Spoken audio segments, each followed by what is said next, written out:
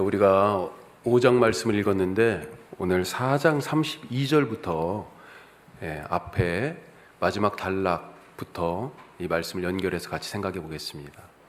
자, 오늘 첫 번째 말씀 같이 해요. 복음은 말이 아니라 삶이다. 그렇죠. 너무나 많이 들었던 말씀이죠.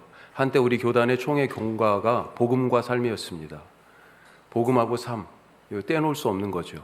복음으로 살아가는 삶은 삶이 그 복음을 나타내요.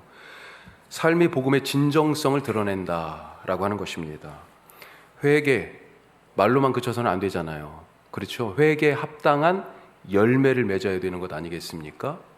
삭개오가 예수님이 삭개오를 만나시고 삭개오의 집에 들어갔어요. 하룻밤을 거기서 같이 지냈는데 삭개오가 예수님께 뭐라고 그랬습니까? 회개했어요, 회개. 그런데 회개가 말뿐인 게 아니고 어떤 일을 했습니까? 세리였잖아요. 내가 가진 것 절반을 가난한 사람을 위하여 나누겠습니다. 또 다른 사람들 것을 불이하게 내가 착취한 것이 있다면, 그렇게 얻은 것이 있다면 원래는 율법엔 두 배예요. 그런데 4배로 갚겠습니다. 말이 아니라 행동으로 자기의 회개를 실천했습니다. 예수님은 어떻습니까? 예수님이 왜 이 세상에 오셨어요? 하나님이 세상을 이처럼 사랑을 하사 독생자를 주셨으니, 사랑 때문에 예수님이 오셨고 사랑 때문에 십자가에서 죽으셨잖아요. 자, 그런데 그게 말로만 하신 거예요? 아니에요. 사랑이 무엇인지 직접 내가 너희를 사랑하노라, 너희도 서로 사랑해라, 말뿐만이 아니라 직접 제자들의 발을 씻기셨고 직접 그 사랑 때문에 십자가에서 죽으심으로 사랑이 무엇이다 라고 하는 것을 우리에게 보여주셨습니다.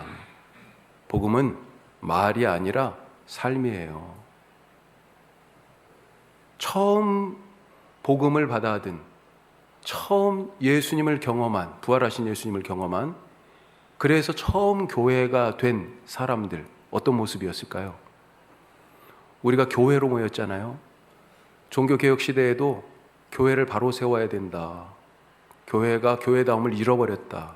그래서 모델로 삼은 게 뭐예요? 성경에 나타난 처음 교회 모습이에요. 우리가 이제 5주년을 앞두고 있는데 왜 하나님이 우리를 여기에 이렇게 이 시대에 두셨을까? 우리가 5년 전에는 이렇게 원주 함께 하는 교회라는 이름으로 교회가 아니었어요. 그런데 왜 우리를 하나의 이름으로 예수님의 몸된 교회 되게 하셨을까? 우리가 생각해 볼 때 그 교회의 본래의 모습 우리가 한번 찾아볼 수 있죠. 처음 교회 성경에 나타난 모습이 어땠습니까? 사도행전 2장 43절부터 쭉 나와 있습니다. 자, 그런데 그 모습 맨 끝에 이렇게 돼 있어요. 2장 47절 같이 해요. 또 온 백성에게 칭송을 받으니 주께서 구원받는 사람을 날마다 더하게 하시니라. 왜 사람들에게 칭송을 받았을까요, 교회가? 왜 예수 믿겠다고 날마다 구원을 갈망하며 사람들이 교회로 찾아왔을까요? 성령 받은 제자들 어땠습니까? 예루살렘 거리로 뛰쳐나왔어요. 나와서 뭐 했어요? 말했습니다. 뭘 말했어요? 부활을 증거했어요. 부활의 증언자가 되었습니다. 먼저 한 것이요, 이 부활의 증언이라는 말을 한 거예요. 하지만 이들이 예루살렘 사람들에게 칭송받은 그런 교회가 된 이유는 이 말 때문만이 아니었다는 것입니다. 이들의 삶에 나타난 열매를 보고 사람들이 감동을 했어요. 저게 진짜구나. 저 사람들의 삶을 보니까 저 말이 진짜구나. 마음이 움직였던 거죠. 무엇 때문에요? 자, 이 말씀 바로 앞에 보면 이런 말씀들이 있습니다. 같이 해요. 믿는 사람이 다 함께 있어 모든 물건을 서로 통용하고 또 재산과 소유를 팔아 각 사람의 필요를 따라 나누어 주며. 놀랍게도 이것이 처음 생겨난 교회의 모습이라는 거예요. 이걸 보고 사람들이 마음이 움직인 거예요. 야, 저 사람들 저 말하는 거 저게 진짜구나. 부활의 예수님을 가슴에 품고 산다는 것이 무엇인지 그걸 본 거죠.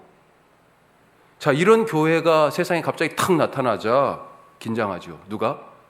종교의 기득권, 성전의 권력을 쥐고 있던 대제사장을 비롯한 이 사람들이 당황합니다. 그래서 사도들을 빨리 붙잡아요.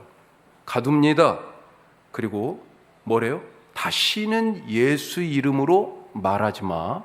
또 다시는 예수 이름으로 어떤 일도 하지 마. 입을 틀어막고 아무 일도 못하게 꽁꽁 지금 묶는 거예요. 손과 발을. 그렇게 협박했습니다. 하지만 성령에 취한 사람들, 이것을 멈출 수가 없었어요. 여전히 이 두 가지 모습, 이 말과 삶이 여전히 나타납니다. 오늘 말씀 앞에 있는 4장 33절, 성경책 펴고 계시죠?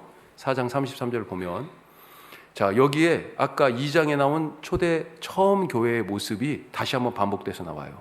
자, 어떻게 돼 있어요? 4장 33절, 사도들이 큰 권능으로 주 예수의 부활을 증언하니 무리가 큰 은혜를 받아. 여전히 지금 예수님이 부활하셨다고 말하고 있어요. 증언하고 있습니다.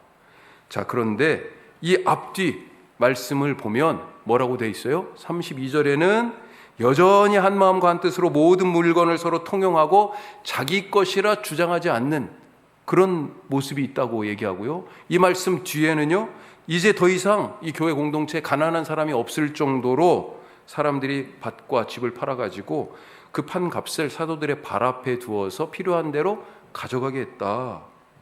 그렇게 얘기하고 있습니다. 이 부활의 증언이라고 하는 이 말 위아래 앞뒤로 가진 것의 공유라는 복음의 실천, 삶의 열매가 이 부활의 증언이라는 말씀을 지금 감싸고 있는 모습이에요. 놀랍지 않습니까? 복음의 능력은 말에서 그치는 게 아니고요. 말을 증명할 수 있는 삶의 변화와 복음의 실천에 달려있다 하는 것입니다. 무슨 말을 했다고요? 이 사람들이? 제자들이요? 십자가에서 죽으신 예수님의 부활을 증거했어요. 왜 죽으셨어요? 왜 죽으셨습니까? 우리를 사랑하셔서 죽으셨잖아요. 사랑 때문에 자기 목숨까지 주셨다. 그렇게 지금 말하면서 저기 궁핍한 형제를 보고 말은 지금 그렇게 하고 있는데 보이는 건 뭐가 보여요? 현실적으로는요? 궁핍한 형제들이 보이는 거죠. 그 형제들을 보면서 부활의 예수님을 말하면서 내 것 하고 이렇게 움켜쥐며 살 수 없었다는 것입니다. 오늘 성경 말씀 앞뒤로 쭉 한번 읽어보십시오. 이 일을 누가 시켜서 한 게 아니에요. 교회에서 정해가지고 소위 작정 헌금한 게 아닙니다. 앞으로 무슨 일이 있을 거니까 우리 뭐 해야 되니까 다 팔아서 내놓으세요. 이게 진짜 복음의 모습이에요. 이렇게 얘기한 게 아니에요. 제자들이 결정하고 교회에서 정하고 그래서 이렇게 밭도 집도 판 게 아니고요. 마음속에서 주시는 성령의 감동을 따라가지고 자발적으로 이 일을 했다는 것 아니겠습니까? 누가 시켜서 한 것이 아니다. 그들 속에 가득 차 있는 성령님 따라서 복음의 말씀이 들어가니까 자연스럽게 삶이 바뀌었다라고 하는 거죠. 삶의 변화라는 열매가 없는 신앙, 이건 어떤 모습입니까? 잎만 무성하고 열매가 없는 무화과 나무 같죠. 예수님이 그런 적이 있으셨잖아요. 마지막에 십자가에 죽으시기 전에 예루살렘에 이제 가셨을 때 한 번은 성전에 이른 아침에 들어가시는데 배가 고프셨잖아요. 저기 옆에 뭐가 있습니까? 나무가 있어요. 무화과 나무가. 잎이 무성합니다. 기대를 하고 가셨죠. 야, 저기 먹을 무화과라도 하나 달려 있을 것 같아. 그렇죠. 찾아갔지만 잎은 무성한데 정작 필요한 열매가 없어요. 어떻게 됐습니까? 그 다음날 보니까요, 말랐습니다. 말라버렸어요. 소용없어요. 잎만 무성하고 열매가 없다는 것 뭡니까? 겉으로는 믿음 좋아 보이는데 실제로는 아무런 삶의 변화도 능력도 없다는 거잖아요. 이거 빈 껍데기 신앙입니다. 열매 맺는 신앙 생활이잖아요. 이 열매 맺는 신앙 생활을 하려면 제자들처럼 그 사람을 성령님께서 지배하셔야 됩니다. 성령 충만한 삶. 성령 충만하면 오늘 말씀을 듣고 어제하고 똑같이 살 수가 없어요.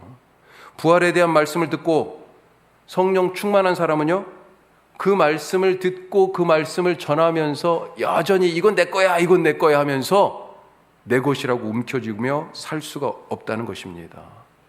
부디 우리에게도 주님께서 약속하신 그 성령으로 충만하셔서 말씀이 육신이 되는, 말씀이 삶에서 나타나는, 욕심으로 살던 사람이 예수 그리스도의 몸된 교회가 되는 그런 변화를 날마다 경험하시면서 어느덧 삶에 맺혀있는 성령의 열매로 그렇게 복되고 기쁜 삶을 살아가시기를 주님의 이름으로 축복합니다.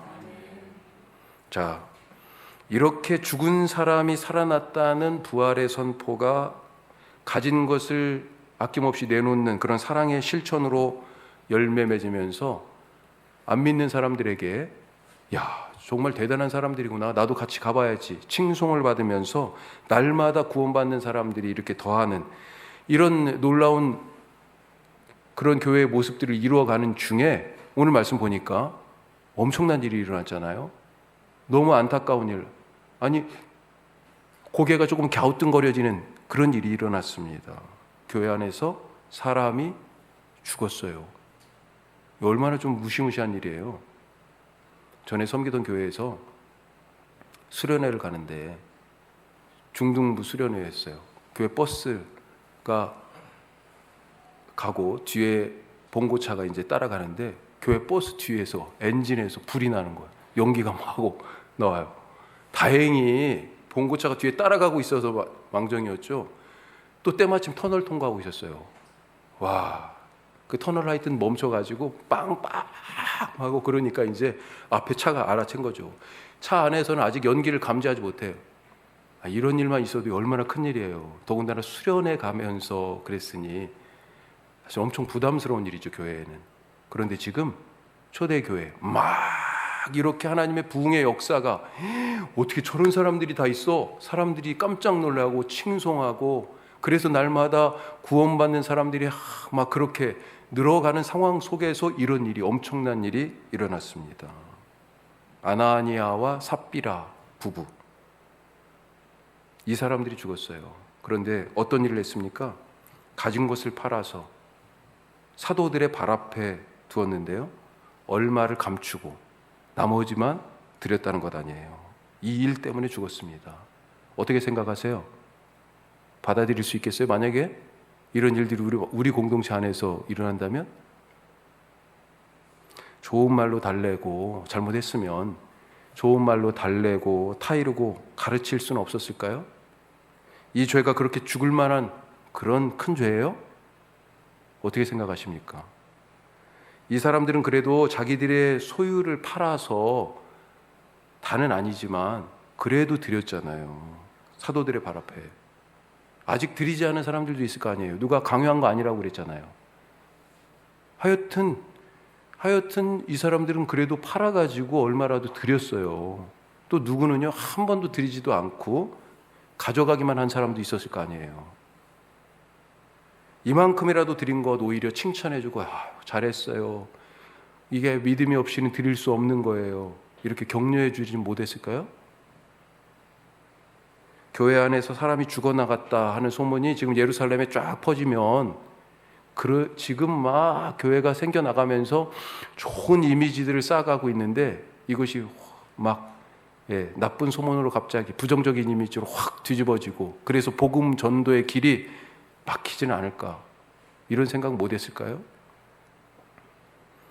자, 그런데 오늘 말씀을 보니까 베드로가 이 아나니아를 책망하기는 하지만 아나니아의 죽음은 베드로 때문이 아니에요. 그렇죠? 왜 죽었습니까? 하나님 때문이에요. 오늘 말씀의 핵심에는 하나님이 계십니다. 하나님이 과연 무엇을 그렇게 중요하게 여기셔서 그랬을까요?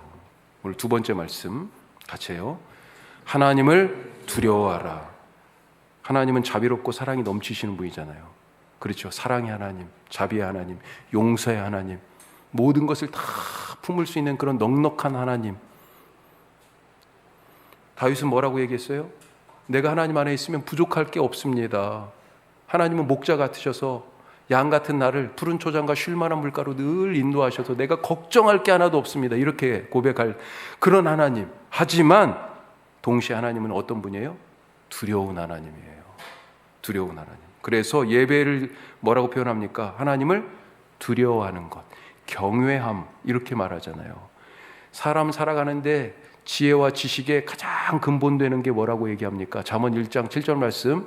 자, 뭐라고 돼 있어요? 여호와를 경외하는 것이 지식의 근본이거든. 사람 사는 데 있어서 가장 밑바탕이요, 하나님을 두려워하는 거래요. 어떻게 하나님을 두려워할 수 있습니까?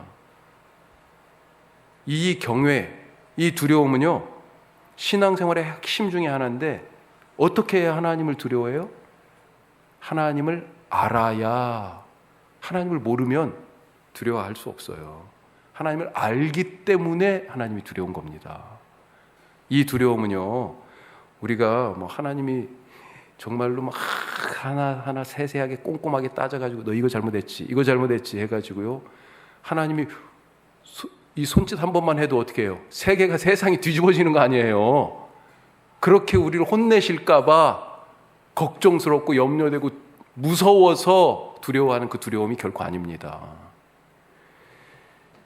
돌아가신 제 아버지가요, 성질이 엄청 급하셨습니다. 성욱, 제 이름이. 네. 욱이잖아요, 욱. 어디서 왔겠어요? 저희 아버지에게서 왔어요, 이게. 저희 아버지에게서. 그런 건 안 물려받아도 되는데, 네. 아버지가 그걸 저한테 물려주신 걸 보니까, 그리고 이름도 욱이라고 지어놨어요. 네. 어릴 적에 한 번은 어떤 물건을 사오셨는데, 제가 나이도 기억하지 못할 더 어릴 때였던 것 같아요. 상당히 아마 학교 들어가기 전이었을 것 같은 생각이 드는데, 가전제품이었던 것 같습니다. 지금도 그렇지만 박스가 있잖아요. 그리고 박스 안에 가전제품이니까 움직이지 말도록 뭐가 들어있어요? 스티로폼이 들어있잖아요. 그 스티로폼을, 그러니까 뭔가를 사오셨던 거야. 예. 스티로폼이 있었던 거예요. 그 시골 집에. 그걸 저하고 제 동생이 가지고 놀다가, 그때는 뭐 장난감이, 돌멩이 하나도 장난감이고 다 그렇잖아요. 이 스티로폼을 가지고 놀다가 완전히 부서뜨려 먹은 거예요, 이걸. 순간 둘 다 이제 큰일 났다. 얼음 되어버린 거죠. 걱정이 점점 쌓여갑니다. 아버지가 오실 때가 가까워 오는데, 예? 그렇게 걱정이 태산처럼 쌓이다가 결국은 저녁이 돼서 아버지께서 들에서 들어오셨어요. 어떤 생각이 들었을까요? 야, 살 길은 이거 하나뿐이다. 아버지가 들어오시자마자 그 앞에 넙죽 무릎을 꿇고 딱 앞에 엎드려가지고요, 아버지 잘못했어요 그랬어요. 웃기죠? 예, 잘못했다고, 용서해달라고. 아버지가 얼마나 깜짝 놀랐을 거 아니에요. 이놈이 뭘 또 잘못해가지고 이러는가 싶으셨을 텐데 물어보셨죠. 왜 그러냐. 자초지종을 얘기했습니다. 이러이러해서 동생하고 놀다가 저 스티로폼을 빠개 먹었어요. 예? 부러뜨렸어요. 아버지가 얼마나 황당하시겠어요. 제가 그날 큰 은혜를 경험했습니다. 예? 괜찮다. 괜찮아. 저거 버리는 거야. 쓸데없어. 예. 야, 그때, 야, 저 스티로폼이 그렇게 중요한 게 아니었구나. 그걸 깨달으면서, 얼마나 아버지가 무서웠으면 그랬겠어요. 왜요? 사실 저는 이렇게 매를 뭐 많이 맞고 이렇게 자란, 우리 집에서 제일 안 맞은 사람이에요, 제가. 제가 육남매인데. 예. 그런데 왜 아버지가 무서워요? 위에 형님이, 위에 누나들이 그렇게 혼나는 걸 봤거든요. 저렇게 하면 내가 적골 나겠구나. 걱정하고 무서웠던 거죠. 무서워서 그런 거예요. 그건 매 맞을까 봐. 하지만 우리 하나님을 향한 두려움, 경외는 이런 것과 완전히 다른 거죠. 조그만한 실수도 용납하지 않고 철저하게 다 찾아내가지고 하나씩 응징하면서 혼내시는 분이라서 하나님이 두려워 두렵다 이런 말이 아니라는 것입니다. 왜 두려워요? 인간의 지식과 경험의 잣대로 잴 수 없는 분이라는 것을 알게 되어서 그래요.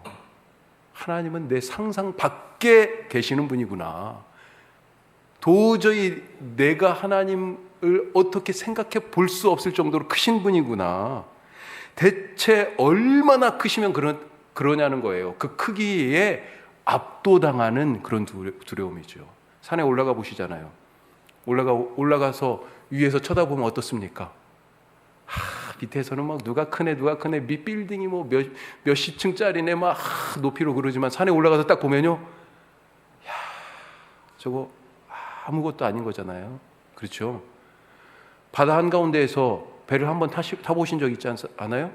아니, 배까지는 아니더라도 수영하기 위하여 바다에만 가도요, 야, 이 엄청나게 많은 물 속에서 나는요, 얼마나 되는 거예요? 몇 바가지 정도 되는 거예요, 물? 내가 얼마나 하나님에 비하여 작고 하나님은 크신지 그걸 깨달을 때 할 말이 없어지는 것 아니겠습니까? 제가 안나푸르나 아세요? 히말라야 8,000m 고봉이 14개가 있는데 그 중에 하나 8,091m예요. 안나푸르나 가보셨어요? 저는 저도 안 가봤어요. 그런데 멀리서 봤습니다. 네팔의 두 번째 도시 포카라라고 하는 곳에 갔었는데 거기서 저기 안나푸르나라고 그러더라고요. 깜짝 놀랐어요. 산이요, 구름 위에 있어. 야, 하늘에 있는 것 같아요. 밑에는 보이지가 않아. 야, 저렇게 높구나. 예, 깜짝 놀랐습니다. 뭐 자랑은 아니지만 그랜드 캐년에 제가 가봤습니다. 거기는 산에 막 올라가듯이 이런 게 아니에요. 그냥 평지에 평지 쭉 갔는데 다 왔다는 거예요. 이거 다 온 거야? 보니까요, 갑자기 확 파져 있어요. 야, 하나님을 볼 때요, 이렇게 높으시구나, 이렇게 깊으시구나. 그 깊이와 높이에 압도당하는 거죠. 상상 밖이에요. 이건 우리가 그래도 볼 수 있고 경험해 볼 수 있는 거죠. 내려가 볼 수도 있고 올라가 볼 수도 있는 거잖아요. 하지만 하나님은요, 그 이상인 거죠. 인간의 그 깊이와 높이와 길이와 넓이가, 하나님의 그 깊이와 높이와 길이와 넓이가 인간의 역사와 상상이라는 그릇에 담을 수 없을 만큼 큰 분인 것을 알고는 하나님이요, 두려운 것입니다. 그 앞에서 압도당하는 그 감정. 더 놀라운 건 뭐예요? 그런 차원에서 하나님은 완전히 그런 점에서 다른 차원에 계신 분인 거죠. 어떻게 해요? 우리의 잘못을 당신의 희생으로 대신 갚아주시는 다른 차원의 사랑을 하시는 분이에요. 그걸 깨달을 때 하나님이 두려워요. 이 세상의 모든 것이 하나씩 다 따져보니까 그 근원이 누구예요? 하나님, 창조의 근원이시구나, 생명의 시작이시구나. 이것을 알면서 하나님이 두려운 것입니다. 하나님이 생명의 주인이라는 것을 깨닫게 되니까. 우리는 할 수 없었던 죄로부터 구원, 하나님이 하셨잖아요. 인간이 넘을 수 없는 죽음 넘어서 부활의 새 생명의 새 길이 있다라고 하는 것을, 다른 차원의 삶이 있다는 것을 우리에게 알려주셨잖아요. 우리가 그걸 누구 속에서 봅니까? 예수님 안에서. 하나님 안에 그것이 있음을 깨닫게 되면서, 하나님을 그렇게 알게 되면서 하나님이 두려운 거예요. 자, 오늘 말씀에서 아나니아와 삽비라가 죽었습니다. 이때 사람들이 보인 반응이 있어요. 5절 끝에 한번 보시고 11절 끝에 한번 보세요. 각각의 이 죽음 뒤에 사람들이 반응이 나와요. 자, 뭐라고 되어 있습니까? 5절 끝에 이 일을 듣는 사람이 다 크게 두려워하더라. 11절은요, 온 교회와 이 일을 듣는 사람들이 다 크게 두려워하니라. 왜 이렇게 써놨을까요? 다시 처음 교회의 모습, 2장에 나온 모습을 보면요, 교회가 이제 이런 모습입니다라고 시작하는 그 말씀 맨 첫머리 2장 43절 앞에요, 이렇게 돼 있습니다. 아주 중요한 얘기예요. 같이 뭐라고 돼 있어요? 사람마다 두려워하는데. 이 뒤에 우리가 아까 읽었던 서로 통용하고 서로 성전에 올라가서 찬송하고 집에 흩어져서 떡을 떼고 이런 여러 가지 교회의 실제적인 모습이요, 이 말씀 뒤에 나와요. 뭘 두려워했다는 겁니까? 누구를요? 그것이 지금 없어졌던 거예요. 하나님을 두려워하는, 하나님을 경외하는 이것이 없어졌기 때문에, 그래서 아나니아와 삽비라 사건이 일어나게 된 것입니다. 하나님을 두려워하지 않으니까 옛날 사람들이 어땠어요? 하나님이 안 보이니까 하나님의 아들 예수님을 십자가에 못 박아 죽이지 않았습니까? 아나니아 삽비라가 하나님을 두려워하지 않아요. 왜요? 하나님이 안 보이니까, 하나님을 알지 못하니까. 그래서 성령을 속이고 거짓말을 하다가 죽은 것입니다. 베드로가 뭐라고 그래요? 이 아나니아와 삽비라에게, 너희가 사람에게 거짓말한 것이 아니고 하나님께 한 것이다. 하나님을 두려워하지 않으니까 거짓말도 하고 위선도 떨고 믿음 있는 척 하는 것입니다. 교회의 위기 지금 왔어요. 어디에서 왔습니까? 하나님을 두려워하지 않는 데서 교회의 위기가 와요. 9월 첫 번째 주, 다음 주죠. 우리 교단 총회 주일입니다. 사실 이번엔 총회 헌금 안 보내려고 그래요. 9월 둘째 주에 총회를 지금 이번에 어디에서 여냐? 명성교회에서 엽니다. 명성교회에서 세습을 금지하는 총회 헌법을 만든 곳이에요. 거기에서 그 전 총회할 때. 그리고 그런데 그 헌법을 무시하고 세습을 강행했어요. 그리고 심지어 총회 결의까지 받아냈어. 와, 법이 무슨 소용이에요? 그리고 나서 그것을 추인하듯이 지금 명성교회에서 지금 총회장과 부총회장이 강행하여 열겠다고 전국의 교단의 대부분의 목회자들이 반대하고 있는데도 불구하고 하나님이 안 보이는 거죠. 하나님이 두렵지 않은 것입니다. 위기는 하나님을 두려워하지 않는 데서 와요. 우리 신앙의 위기, 교회의 위기. 우리 교회가 여기까지 왔습니다. 그런데 지금 뭐 숫자적으로는 약간 이제 답보 상태예요. 그런데 한번 생각해 보게 돼요. 나는 정말 하나님을 두려워하고 있는가? 목사로서 우리는 어떻습니까? 마지막 세 번째, 같이 해요. 동기를 분명히 알아. 동기. 왜? 다른 말로 얘기하면요, 목적.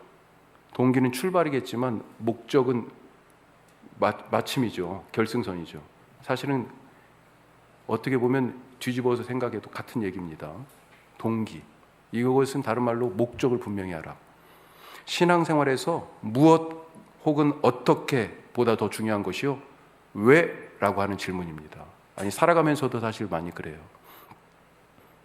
무엇을 어떻게 해야 돼? 이런 얘기 하지만 그걸 왜 해야 하는지, 그 질문이 어떻게 보면 더 근본적인 질문이에요.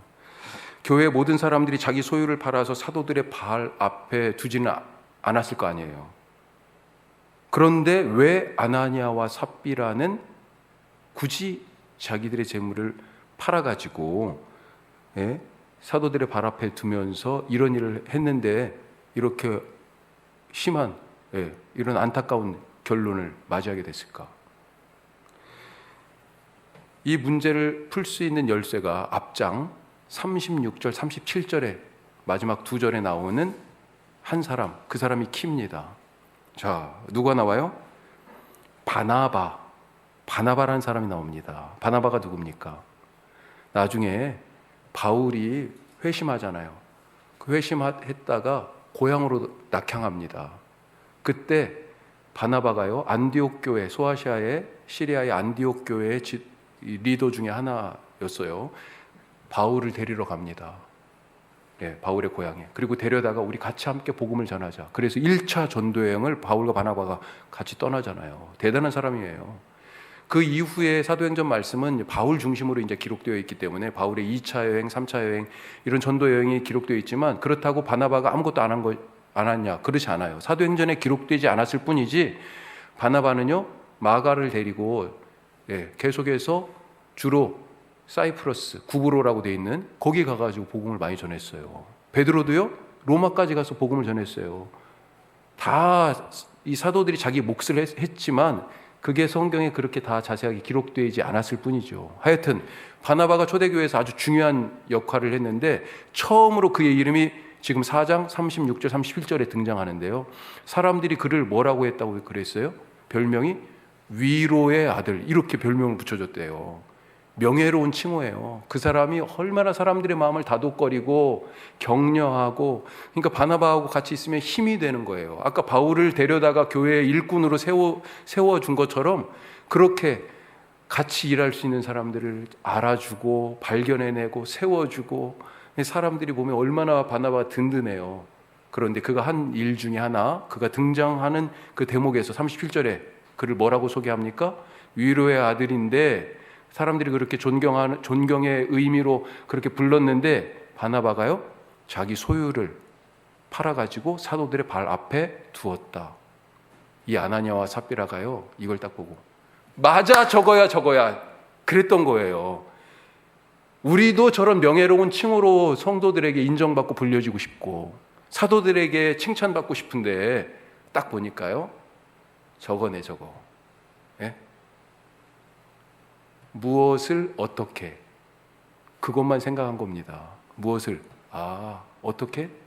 집을 팔아가지고, 밭을 팔아가지고 사도들 발 앞에 갖다 두면 되는구나. 지금 그 행위를 흉내낸 거예요. 왜요? 교우들에게 인정받고 사도들에게 칭찬받고 그렇게 자기들이 이 교회에서 어떤 자리와 위치, 그 포지션을 사실 마음속에 바랬던 거죠. 그 욕심 때문에 흉내내다가 이렇게 된 것입니다. 무슨 일을 하든지 내가 이 일을 왜 하는지 물어보시기 바랍니다. 왜? 우리 교회가 계속해서 물어야 될 것이 바로 그것 아닙니까? 여기에서 무슨 사역을 해야 하는지, 어떤 사역을 해야 하는지, 그래야 이 지역사회 속에, 이 주민들 속에 복음을 효과적으로 증거할 수 있는지, 물론 이거 중요하지만 왜 우리가 그 일을 해야 하는지에 대하여서 계속 물어야 되지 않을까요? 나는 왜 이 일을 하고 있는지, 직장생활 속에서, 가정생활 속에서도 마찬가지고요. 왜라고 더 많이 물으실 수 있길 바랍니다. 그래야 흉내내는 신앙이 아니고요, 근본적인 하나님이 원하시는 신앙생활을 할 수 있게 된다. 위기는 어디에서 와요? 왜라고 묻지 않았을 때 거기서 와요. 방법은 세련되고요, 동원되는 것들은 뭐 정말 멋지고 그런데 무엇과 어떻게는 잘 돌아가는 것 같은데요, 왜는 뭘 얘기해요? 방향성을 얘기합니다. 방향이 틀리면 아무리 이것이 좋고 그래도요 엉뚱한데 배달되는 거예요. 늘 왜라고 물을 수 있는 그런 신앙 가지실 수 있길 바랍니다. 궁금하면 물어야죠. 물어야 됩니다. 저는 회의하는 신앙, 질문하는 신앙, 정말 좋은 신앙이라고 생각해요. 물어야 돼요. 궁금하고 모르고 의심이 가는데 가만히 놔두지 마십시오. 하나님은 붙들고 물어요. 하나님 이거 뭔지 잘 모르겠습니다. 내가 왜 이 일을 해야 되는지, 여기에 있어야 하는지 잘 모르겠습니다. 질문하세요. 그래야 위기를 넘어설 수 있어요. 기도하겠습니다.